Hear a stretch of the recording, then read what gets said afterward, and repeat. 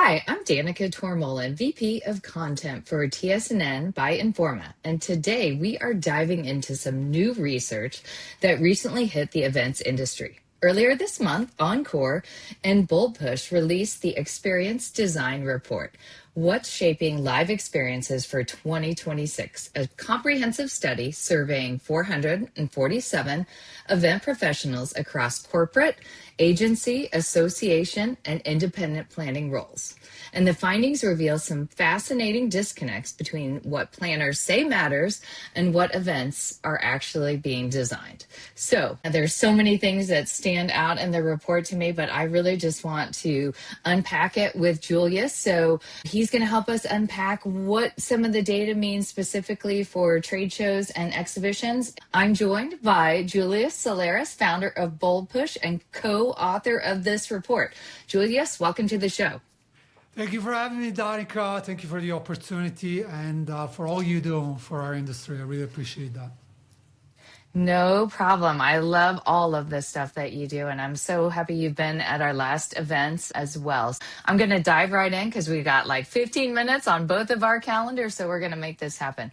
Julius, okay, so this report covers the broader corporate events landscape, but for our audience who are primarily trade show organizers, what are the key highlights from this research that trade show professionals should be paying attention to, and what data really stands out for our sector?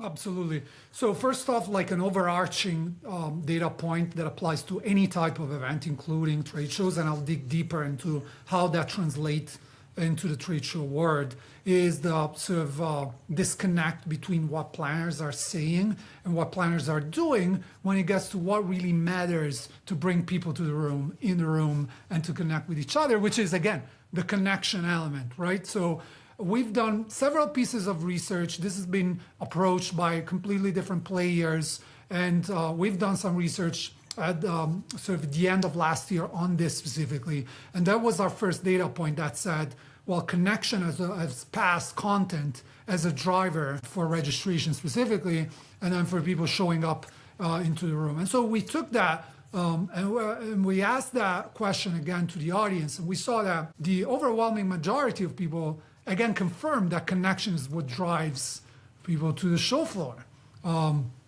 But then we asked them, are you intentionally designing for a connection? And only 8% are doing that.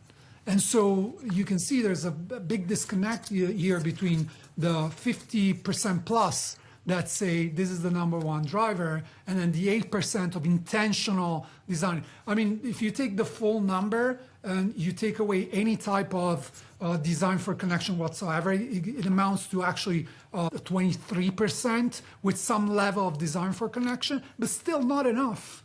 Not matching that high interest. This should be 70%, right? It should be the other way around. And so there's a clear disconnect that everybody's experiencing right now with some sort of cognitive dissonance when you attend events, right? Because you are there to see other people, to do business with them, to learn with them. Because even the content piece to me right now is a connection piece, because we want to be in the same room learning with other people. We don't want to listen to just like content coming at us in a keynote environment or in a breakout environment or in a panel environment.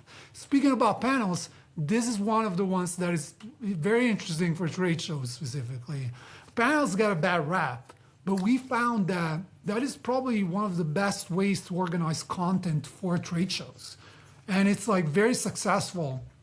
When we asked about what formats are the most popular, panels is actually ranking quite high, which is very surprising because, you know, whenever everybody now is going on AI to write their LinkedIn post, the hook is going to be, oh, we hate panels and panels are worse than the worst.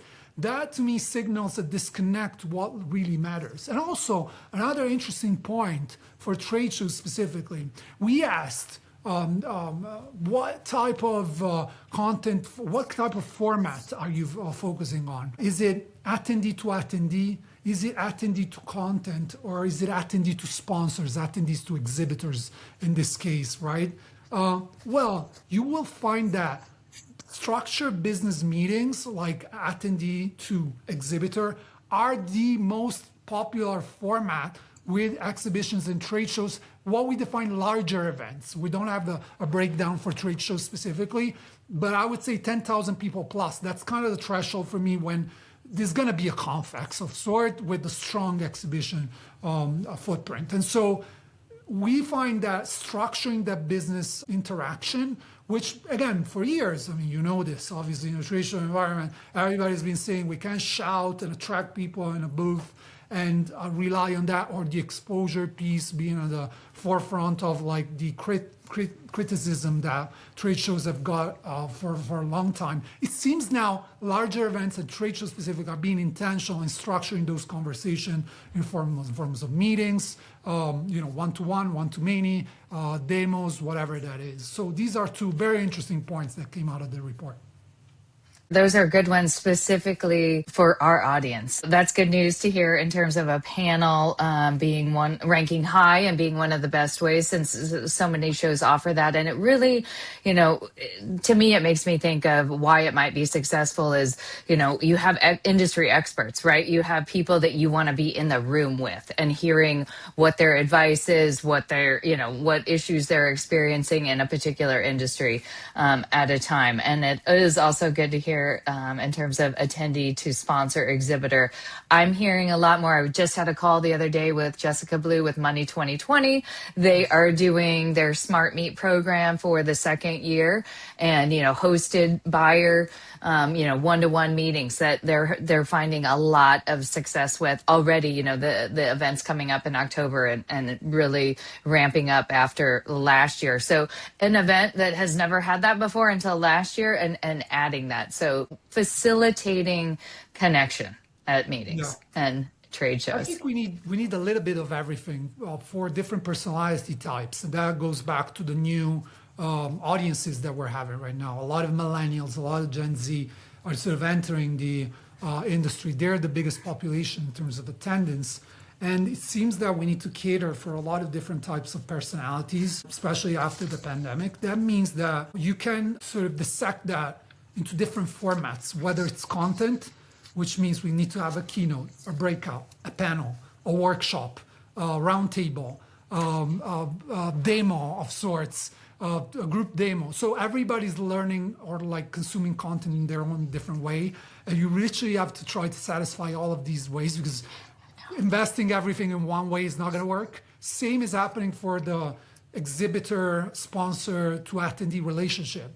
Having a booth, which has been pretty much, or just a session on stage, that was it, right? Pretty much. I mean, obviously you can apply it in a number of ways, but at the end of the day, we need an appointment. We need to sit in a group and watch a demo by a sponsor. We need a thought leadership session. We need a session at the booth, which could be a mix of the two, or like having someone external that comes at the booth and speaks. Content extremely popular right now at trade shows. Like whenever I go to booths, I was recently at Google Cloud Next, and there was the Claude, the Anthropic team with their booth, and it was like 7-8 lines of overflow constantly through the day, because people were so thirsty for knowledge and to understand how to use Claude and the new tech tools, the new AI tools specifically for their industry. And so AI, I feel, is that also driving and fueling a lot of that learning together, where it's like,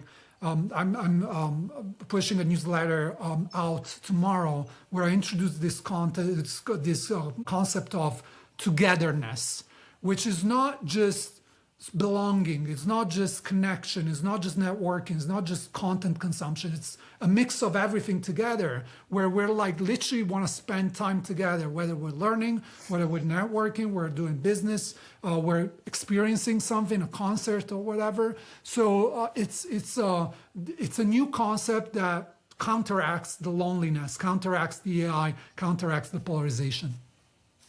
I like that, togetherness. That could be our buzzword of 2026, perhaps. We have got like 5 more minutes. I want to try to talk about 2 things. I want to talk about keynotes in terms of what's working and what's not, because this is a big one. Every trade show has a keynote, right? What does the research say on that? And then any advice for trade show organizers? So it's important to interpret the data here in terms of what it's saying to us. And it says that keynote are not the main driver for registration and for actually, driving people to the room specifically. We've seen there's an application of this in terms of celebrity keynotes, especially low into driving registrations. But I think the keynote is not gone. It's just being reinvented as a moment of collective coming together. I think that's what the role of a keynote is going to be. I attended ServiceNow Knowledge last week, and 25,000 people. Obviously, the keynote was a moment where we were all together, at least a lot of us in the same room, because that's a problem that a lot of these tech companies are having. How do you fit 25,000 people in a convention, space for a hotel? Impossible, almost anywhere. So how do you deal with that? That collective moment is very well needed because it's a moment of like togetherness again. But then, if you look at our research, what is the most popular format right now? One of the most popular, at least, with 10,000 plus events, micro events. Why? Because after that big moment, we want that kind of intimate, algorithm driven, meaning understanding us and our persona, so that we can be in a room with people like us and networking with them, maybe experience the event together, and then go back to these collective versus a little bit more personal moments. It's that kind of balance that the research is telling us is becoming more important. And obviously, we've just out of the experience with Connect Marketplace, and Informa is doing this so well with so many micro events within the bigger marketplace experience, where you can have e-tourism summit, or you can have the BizBash leadership summit, where you have different audiences that then come together for a party or a large keynote on stage. Love that. So keynote still part of the program, togetherness, being together collectively, but then a micro event around that after it to connect with people who you have like-minded interests with.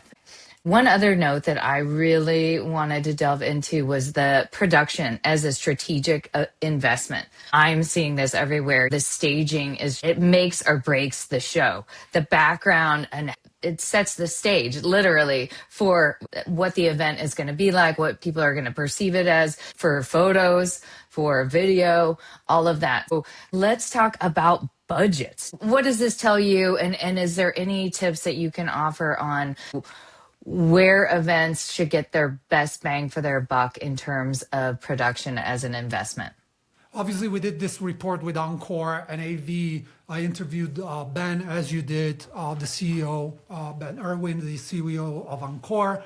And, he put out statistics, which is very interesting, how the AV piece in the past 5 years has grown like 8 times in terms of being expensive. It's a mix of human and technology costs that are piling up and making that piece extremely expensive. And so what we found in our research is specifically the timing of involvement into with the production team, with a partner. So when you get involved, meaning your lead time to the involvement, is a predictor of success.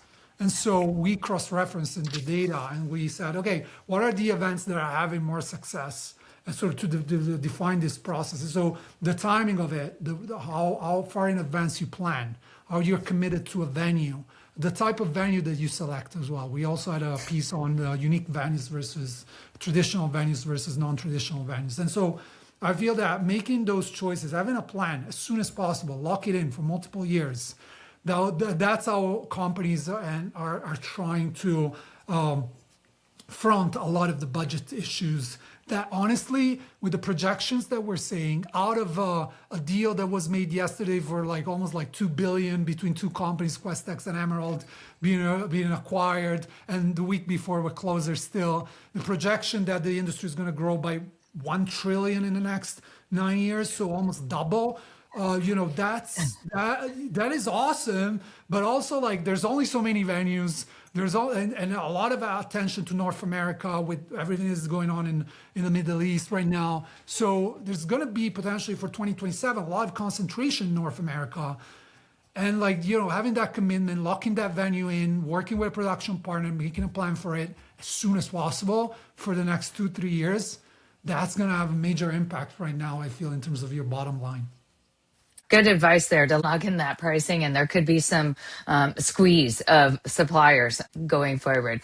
Julius, this has been so insightful. Before we wrap, where can the audience download the full report and learn more about Bold Push?